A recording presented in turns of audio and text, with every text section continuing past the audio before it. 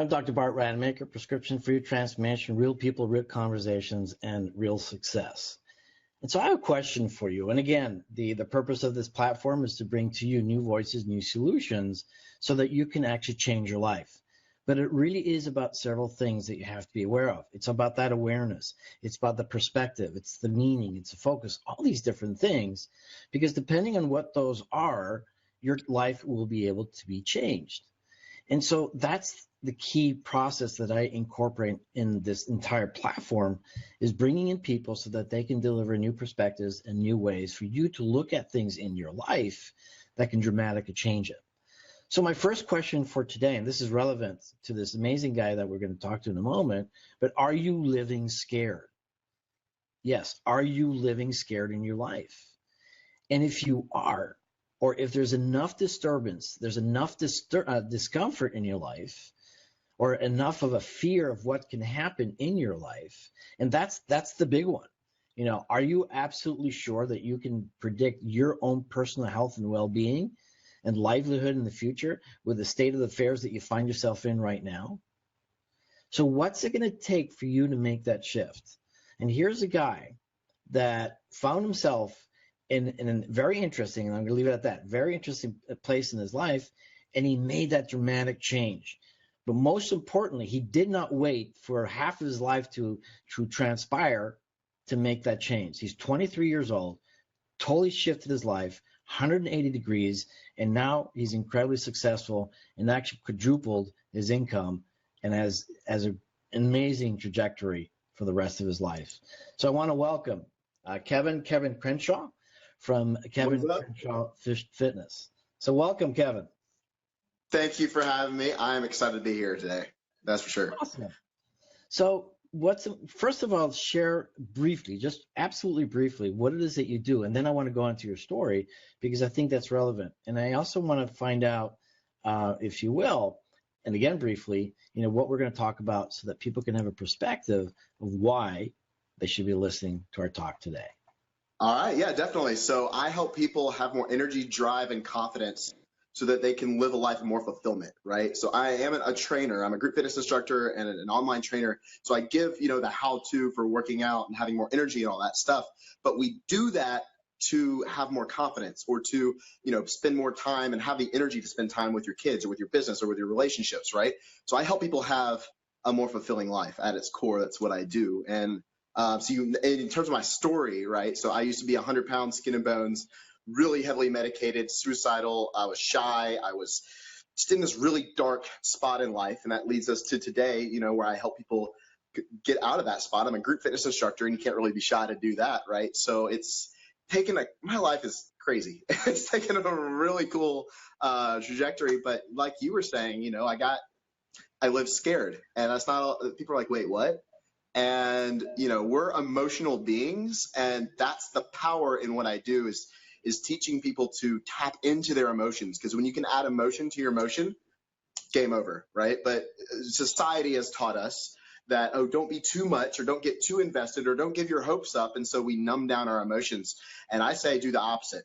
Tap into your emotions, because that's where your real power can be unleashed. So yeah, you're spot on with that, because when you think about it, and this is one of the things I get to focus on a lot of the work that I do, you know, as a coach as well, is that every moment we live in a certain emotional state. And our entire life is also filtered through that lens of our emotions.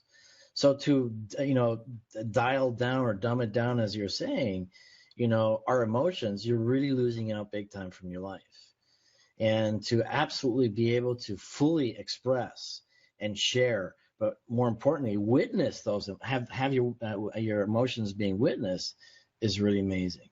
So I want to ask you this question, because I was really enthralled by your story, because you are in a place that, you know, a lot of people will find themselves today, and you changed. Tell us about that.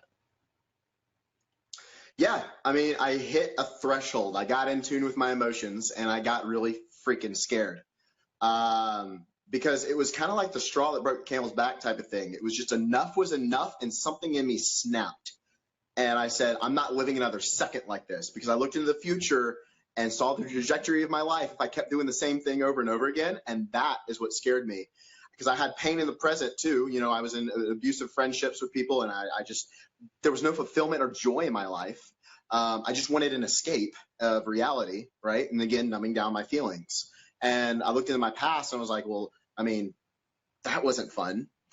I just looked around and it wasn't what I wanted, and I knew I wanted more for myself. And I just went all in and bet on myself because I had nothing else to lose. I got so beaten down that I was like, I'm just going to give my all to this. And because I kept trying, but I wasn't giving 100%, right? When I snapped, I said, I'm giving 100%. There's no way back. This is how it's going to happen. And I made an identity shift in my head from I'm weak as a person to I'm strong as a person.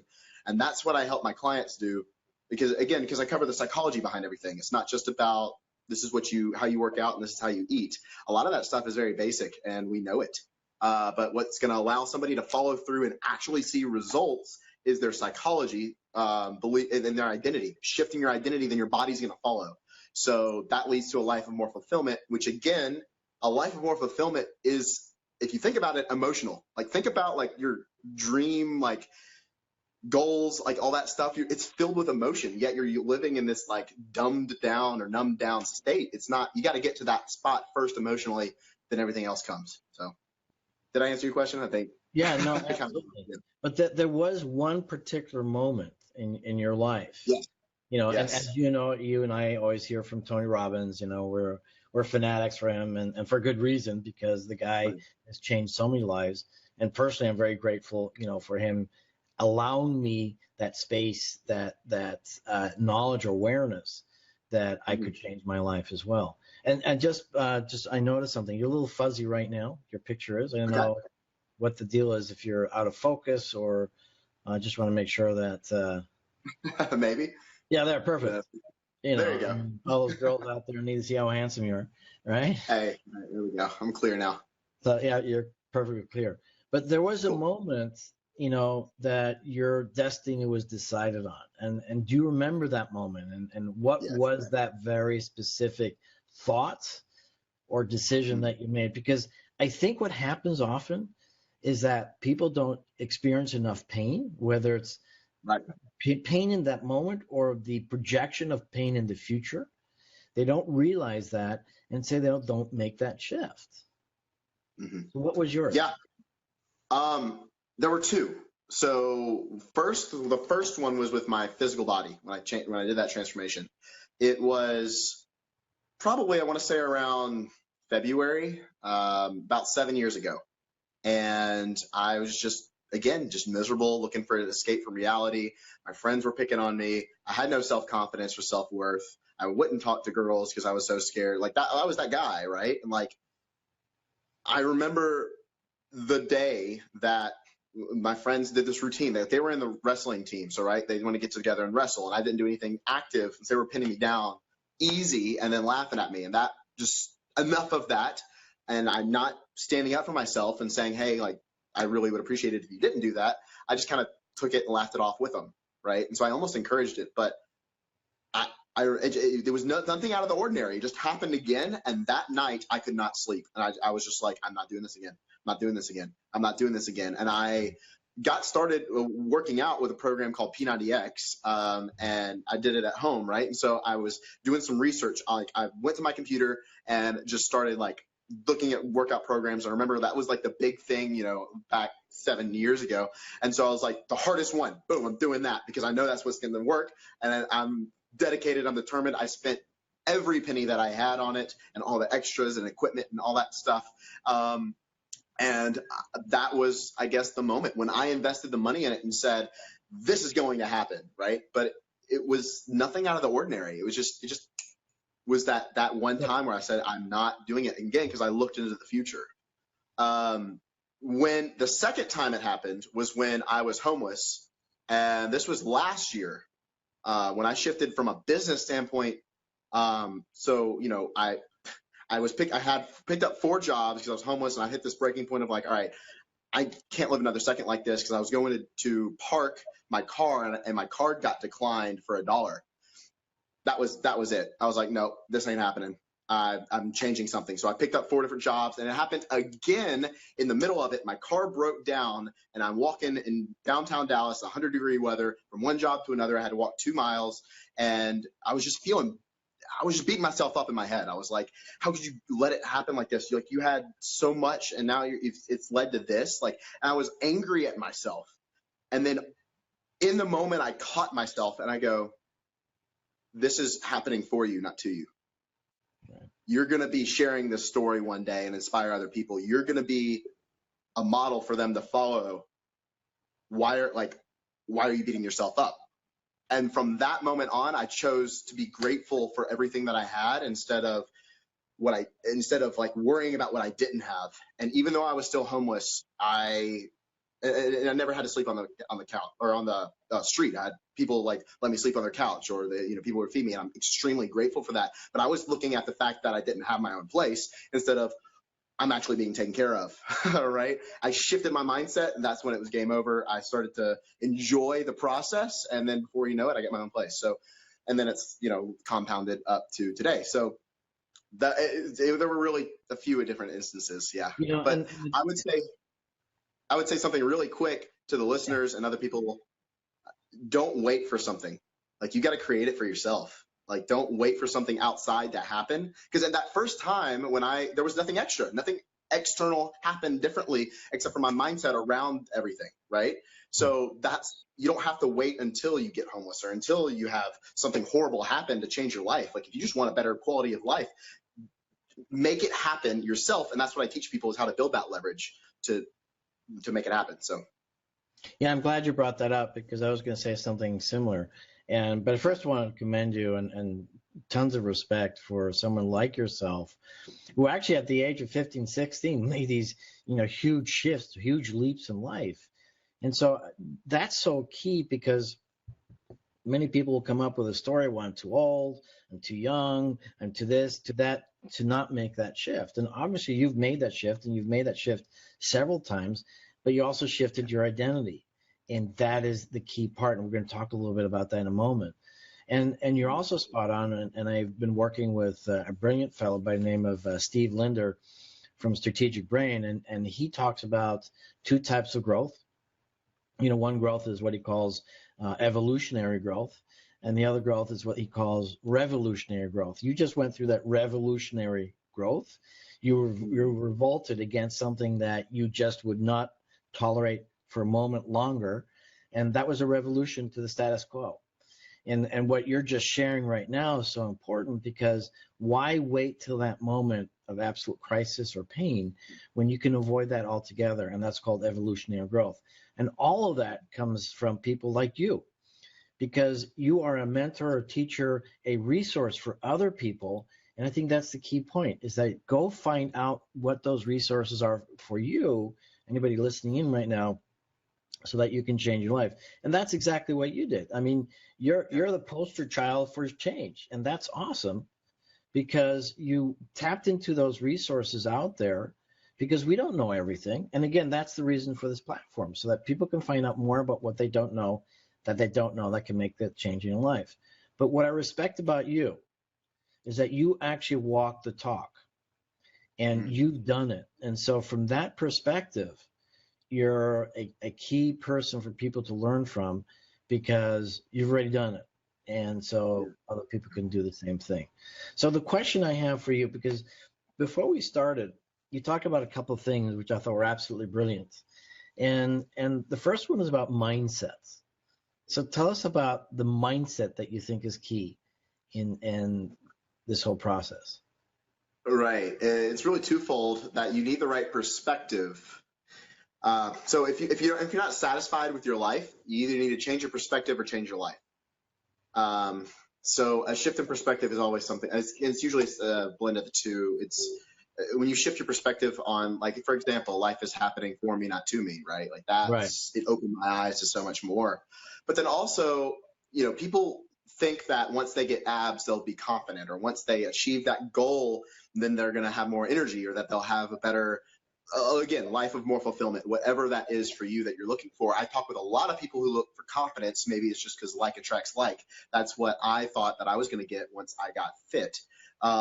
And the truth is the opposite happened. I got confident and then I got fit, right? Like I got confident in myself and I built that emotional muscle. And I was able to apply it into the gym, and then I was able to implement it into other areas of my life. And some people, and because I work with people who are CEOs of like huge companies. I also work with people like stay-at-home moms. I work with all types of people, but they usually have confidence in one area of their life, Right. or discipline in one area of their life. Like whether it's watching your favorite TV show at the same time every week, or maybe it's discipline when you at doing stuff at work, right? Like you spend more time there because you're confident and comfortable there, but you may not spend time with your fitness because you're not confident or comfortable there, but you already have the confidence, you have the discipline. It's just recognizing, oh yeah, I already have that, and then applying it. And so that's again what I kind of help people do. But you said something that I found very powerful, and so I'm going to share it with everyone. And okay, yeah. One of the things that really attracted to me what you're saying, you said to me, strength is a mindset, not a muscle. Yes. So that people go to the gym with the intention of building muscles. I go to the gym with the intentions of building the emotional muscles. Your physical muscles are a byproduct, right? So the ability to be playful in the gym, like, can I try to add 5 more pounds to this, or whatever it is, right? Like, ooh, I want to do that. Like, I'm working on my handstands right now because I can't do them, but that's why I'm working on it, because I can't do it. And it's aggravating me, and I want to be able to have the freedom to do whatever the heck I want to do, right? So I've built that playfulness, that ability to push myself, that discipline of showing up every day, the focus that it requires, right? Like, I go to build that stuff, and instead of the physical muscles. I mean, I started out with, I wanted to just get muscles, and I wanted to drop all my medicine and get healthy, and I did that very quickly. And then I just started to see my life changing in so many other areas, and I don't know if it was divine calling or just blessed, the right time, place at the right time, but I got started in personal development and personal growth and reading books and going to seminars and everything. And that really shifted my mindset to, like, that's what people are after. They're after the emotion. They're after the physical looks, right? Like, they're after what those physical looks are going to give them. Right. And so my job is to help them get to that spot, and then their body follows it. Right. And then you're even more fulfilled because you're like, oh, heck yeah. And that is key, because every time that I struggle to work out, and I definitely don't work out as much as I should, or really want to, it's always a mind game. And, when the focus is on just the muscles and the fitness versus what you said, the emotional intelligence or the emotional quotient or just the strength and discipline, it's a whole different game. And it's a lot easier, in fact, when you just focus on that. Because it's interesting, a couple of really close buddies of mine did the public version of Hell Week called Kokoro by Mark Divine. And what's interesting is that, with the prep for that, the participants are told clearly, look, it's more of a mind game than the physical game. And those people that are super fit and super overconfident and think they can do it, those are the ones that fall off first. And the guys that end, and one of my close friends, Gary Allen Rush, who I've interviewed on this platform as well, he's also the oldest person to have succeeded on this 50-hour incredible challenge. And it's all a mind game. And so you're spot on when you talk about the mind game and really having a clear vision of your future. And I think that's the one thing that you shared with me earlier on, is you had this picture of the future and said, no, this ain't going to happen. This is not what I want. I want something different. And that's why I like what you were sharing earlier about the perspectives and meanings, and that is so key. But you said something else, 2 other things that I found very important, and I'd like you to expand on those. One of them is you already have everything you need, and the other is the power of mentorship. So you already have everything you need, meaning you have the ability to follow through, to be disciplined, to stay focused, to push yourself. Like, you have it in you. It's nothing external that you need, right? But so many people view it as that. Like, they run into a problem and then they go, oh, I got to find a solution. Kind of, but you already know it. Like, so I'm also a yoga instructor. That's kind of like crazy because I do all these crazy workouts and I'm a yoga too. But you have it you know it already. You just got to get rid of the clutter, center yourself on the truth of who you are, which again comes back to the identity shift thing, and say the answer. Like, command your body what to do. Don't hope that you can leg press that much weight. Like, demand it from your body. Your brain has to take control of your body. Don't let your body take control of your brain. I say it in my group fitness classes. The fight's in your head. It's not with your body. All the time, to remind them that it is a mental game. Because like, if you're strong mentally, you're going to do 5 extra push-ups past beyond failure, right? In a set of 10, like say if you're doing 10 bicep curls, the one rep that matters most is 12. Like when you get to 10 and you're like, I can't do any more, and you keep doing more, boom, that's when you see growth. But if you stop, what do you do? What do you do to get the 12th one? To get to that, add your emotions. You add your emotions to it. It's not just thinking about, okay, I'm going to squeeze my biceps and bring the weight up. You already know what to do. It's putting your heart in the game, which again comes back to adding your emotions and knowing your outcome. Getting so clear on, I want freaking confidence, or I want to spend time with my kids. So you're going to think about that while you're doing the exercise. Like the first few reps, it's like, okay, making sure I'm in good form, blah, blah, blah, you're good.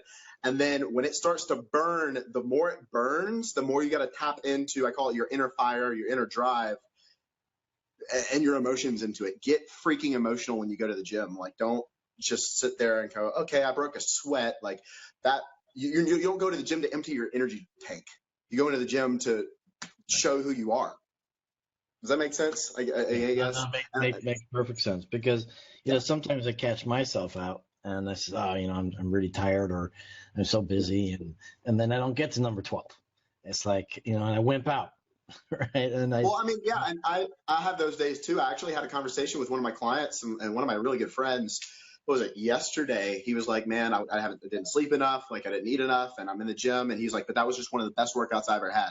And I'm really proud of him because he made the distinction. He was like, I was, pushing weight, and I was just like, man, I'm not feeling good. And I was given every excuse after every set to be like, okay, that's enough. I'm going to quit. I can go home now, because he had a lot of work to do. But he was like, well, why do I have to wait to have a good day? Why don't I just have a good day now? And then he like pushed, and that was the moment because again, his mindset shifted to, it's happening now, and he commanded his body what to do and demanded it from himself, as opposed to just showing up with what was. It's having a higher standard. Yeah, no, absolutely. And you're absolutely right. It's having a higher standard and having friends that hold you to a higher standard as well. But what about mentorship? You talked about mentorship. Where does that come so that goes back on the friends thing, right? Like, I see all of my clients as friends. I mean, I call them clients, but they're really friends of mine, because there's a lot of power in declaring that you're going to do something. Like, if you were to try to lose 40 pounds and not tell a soul and not get a game plan, you're just going to go and try to do it on your own, I would say there's a 99.9% chance you're going to fail. Right. When you proclaim it to everybody and saying, this is what I'm doing, I'm losing this amount of weight by this date, then you kind of set it in stone, and you got about a 50% chance. But when you have a mentor, and by a mentor, I mean somebody who has been there, done it, got the t-shirt, they're rocking it, right? Like, not your friend who also wants to lose weight, but somebody who is at the mountaintop of where you want to be. They can guide you through the roadblocks. They can hold you accountable when you want to quit. They can be there when you're having a bad day, right? Like, that's what I'm there for with my clients. It's more keeping them focused on their goals and saying, look, you made a commitment to yourself. You're not showing up. What's going on? I had one of my clients was like, dude, I bought your program 2 months ago. Haven't done it, blah, blah, blah. I'm like, all right, well, like, when are you going to start? And he's like, Monday. And I'm like, why Monday? Why not now? And he was like, okay, I'm going on these trips. I'm like, okay, I get it. Monday. And he's like, yep, I'm going to do it. And I'm like, cool, post in our Facebook group. You got to make it public. Like, make a commitment to yourself, put skin in the game. And he did. And he just started today. So it's like, I don't believe he would have fully committed. And you know what I mean? Like, even from a business standpoint, when I invested into a mentor with my business, I was like, okay, now this has to happen, because there's money on the table. And a lot of people try to do fitness for free from bro tips from somebody else in the gym or from bodybuilding.com and piece all the little bits of this giant puzzle together without having like all of the pieces from the right puzzle box. Like you have to have a total package program if you want to reach your goals. If you want to look like a bodybuilder, but you're doing jazzercise and you're eating like herbal tea, it's not going to happen, right? Like you got to have your nutrition, your workouts lined up in the same direction. And it like some people can do it by themselves with extensive research. It has been done, but you can get there a lot easier. They have to have the discipline as well. And I was just going to say the same thing. I mean, if you have the discipline and the experience and the commitment, that's one thing. But most people don't. And so that's why, as you and I will have heard so often, success leaves clues. And you're successful. And I like what you said, you just, model somebody else who's done it, not somebody who's trying to figure it out, because then it's going to take you forever. You can instantly get the resources and the insights and the action steps that you need by finding someone who's already done it, just like you. Right. 100%. And I will say really quick, with your body, doesn't work like a machine or like your business. Because I deal with a lot of men, and they try to do more to get faster results. And your body doesn't work like that. You can't necessarily do more, like hours and hours of cardio. You're going to kill your metabolism. Then you may see some short-term gain, but you're going to crash and you're going to burn out, or you're going to get injured, or what the heck ever. So again, you got to think long-term, and your body is very smart. There's lots of moving parts to it. It's very dynamic. Again, it's not black and white. Like the more hours I put in the gym, then the faster I'm going to get there, because I'm going to beat the fat off. It's about turning your metabolism on. And that's what I kind of educate people on too. It's like, it's not just about beating your body up and going to the gym with that focus. Go to the gym with the focus of turning your metabolism on, and that's going to give you more energy, and you're going to burn body fat, and you're going to get stronger all at the same time. And that's really what people want, right? So again, there's a lot of misinformation out there, and there's a lot of contradictory information. Like somebody says, oh, you need to be a vegan, and somebody's like, oh, you need to be keto, you need to be counting your macros, and you're like, well, what the hell do I need to do? And it's because that's what works for their metabolic type and their body specifically.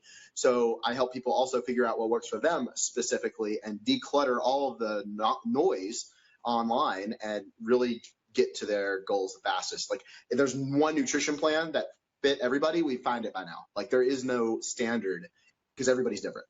So, and I think that's a key point there, because a lot of people get disenchanted, disillusioned, depressed, when they suddenly have this new incredible diet, like the South Beach diet. I mean, everybody was crazy about that one, only to find out it didn't work for them. And the South Beach diet is a great diet. It's a great nutritional program for certain people, but not for everyone. And so you're spot on when you're saying to people, says, look, you got to evaluate the results that you're getting. If you're not getting the results in a particular plan, and guess what? That plan is probably not the right one for you. You got to change. You got to do something else.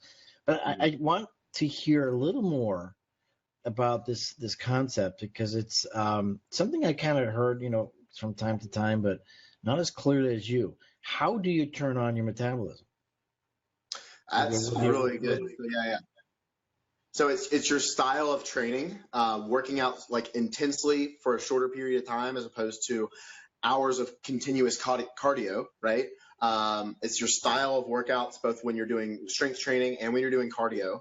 And it's your nutrition plan. Some people need to eat through little meals throughout the day. Some people, stuff like intermittent fasting, where you have 2 or 3 big meals and then you fast for the rest of the day or for the morning, like that works for them. So it's finding out your body, the way your body digests food is different for everybody. So figuring that out, that's what I train my clients on. And then the structure of your actual workouts. And again, not going to the gym to simply beat your body up, but doing it the smart way and stuff that's scientifically proven. I'll give you 2 of them right now. One of them is Tabata training, which is a style of cardio. It needs to be explosive. So 20 seconds of work with a 10-second break, repeated 8 times in a row for one exercise. So it needs to be 100% effort every time there's a 20-second interval. But when you do that, what it does is it increases the way your body takes in oxygen. You're building strength and you're turning your metabolism on to burn body fat, as opposed to just simply burning calories, right? Okay. That style of training has been scientifically proven to do so. Tabata, Tabata. And then another one that I use in my programs is tempo training, TEMPO, and that's more time under tension for when you're doing resistance stuff. So it's I use this style because I'm an online trainer, right? I want to make sure people are in good form and I can't physically be there. But with Tabata training, you can feel if you're doing it right or wrong. So if you're doing a bicep curl and you're, swinging like this and you're using your shoulders, you're not, you need to lighten the weight, right? You're doing a bicep curl to target your biceps, not your shoulders. So don't roll your elbow forward, keep your elbow back. With Tabata, it's slow motion. So it's 4 seconds on the way up and then 4 seconds on the way down with a lighter weight. That's one rep, and you're going to do 10 or 12 or however much I say, right? It forces you to focus. Am I feeling it in my bicep? Am I feeling it in my bicep? You're building a mind-muscle connection. That's Tabata? That is tempo, Tempo. Okay. It's more time under tension, right? So there's different times under tension for different muscle groups and all this stuff. And, I detail that. I actually have a PDF that I made a few days ago on how to turn your metabolism on. So I'm sure, we'll get to that at the end of the call and I can give that to people. But it's those style of training and then also your psychology behind it, right? Like change how you think about fitness and nutrition. Like go with the intent of being well rested, having a ton of energy, feeling strong, and burning body fat at the same time. Like if you're hungry, that's a bad thing. So don't starve yourself, right? Like if you're hungry, eat. If you're not, stop. If it's from nature, then it's probably good for you. If it came from a factory, you might not want to eat it. And, get enough sleep and hydrate enough. Like the more you keep it simple, the easier it is to succeed. But if you overcomplicate it and put all these rules on yourself, you're setting yourself up for failure.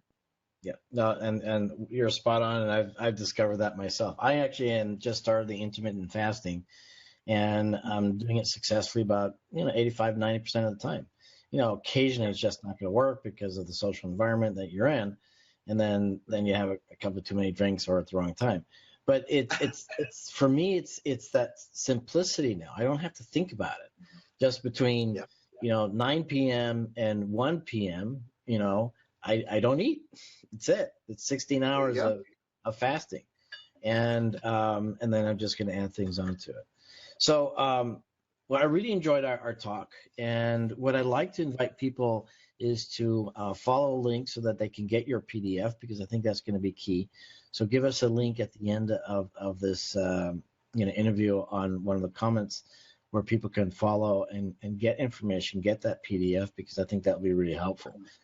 And the PDF actually leads to a 3-day challenge where I give you workouts and a nutrition guide for 3 days to turn your metabolism on. So it'll be really helpful. I hope, we're starting a huge group on that tomorrow. So if people are listening on Monday, then join in.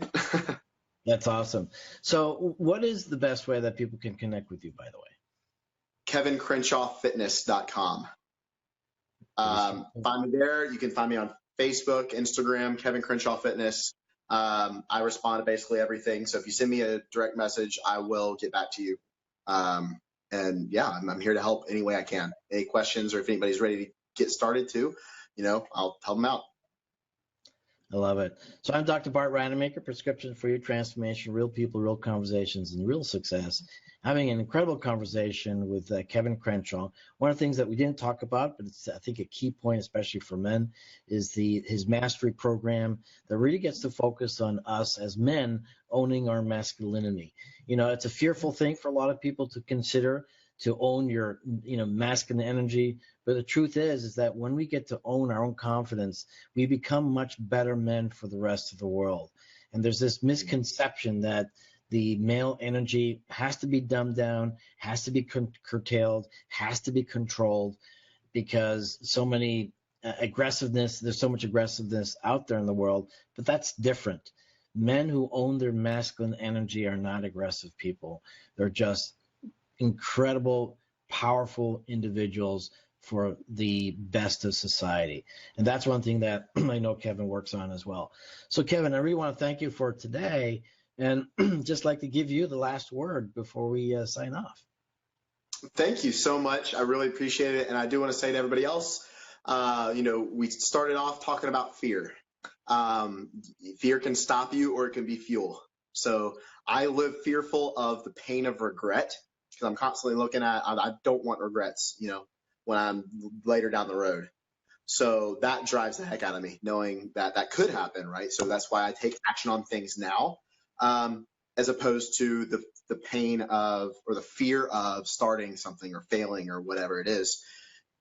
tap into your emotions, because when you put emotion to your emotion, you push 10 times harder. So I just came up with an acronym for fear. Fear, fuel, ends, all, something R. So you figure out what the R is, and you got a new acronym for your life. All right, awesome. I love it. I love it.